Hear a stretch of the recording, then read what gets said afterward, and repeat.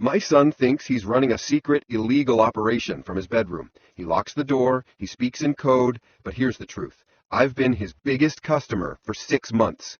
It started with the electric bill. It tripled overnight. I thought he was mining crypto. Then came the smell, vanilla and burnt sugar at 3 a.m. I waited for him to leave for school and tossed his room. I looked under the bed. I didn't find drugs. I found inventory. Hundreds of gourmet cookies, vacuum sealed and ready for shipping. My first instinct was to storm in and ground him. The kitchen is a mess every morning.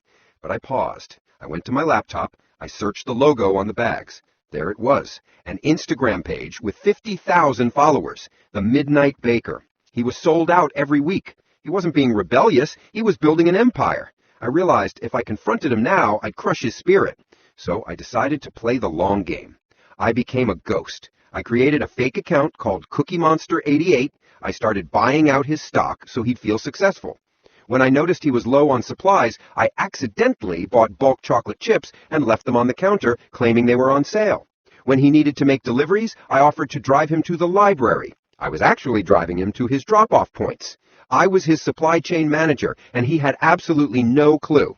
But then it got heavy. One night, I heard him talking through the door. He sounded wrecked.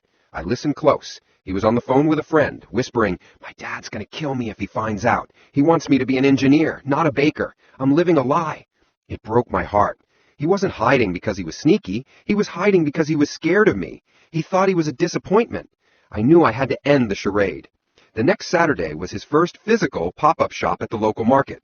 He told me he was going to study group. I waited an hour, then I drove down there. I walked straight to the front of the line. He looked up, and the blood drained from his face. He started stammering, "Dad, I can explain. Please don't be mad." I didn't say a word. I just unzipped my jacket. Underneath, I was wearing his merch, a Midnight Baker hoodie I bought on his site 3 weeks ago. I slammed a $20 bill on the table and said, "I'll take the sea salt caramel. I hear they're the best in the city." He started crying. I pulled him over the table and hugged him. I told him I didn't want an engineer. I wanted a son who loved what he did. Now we run the kitchen together. Subscribe if you think parents should support their kids' dreams. Because honestly, the cookies were worth the high electric bill.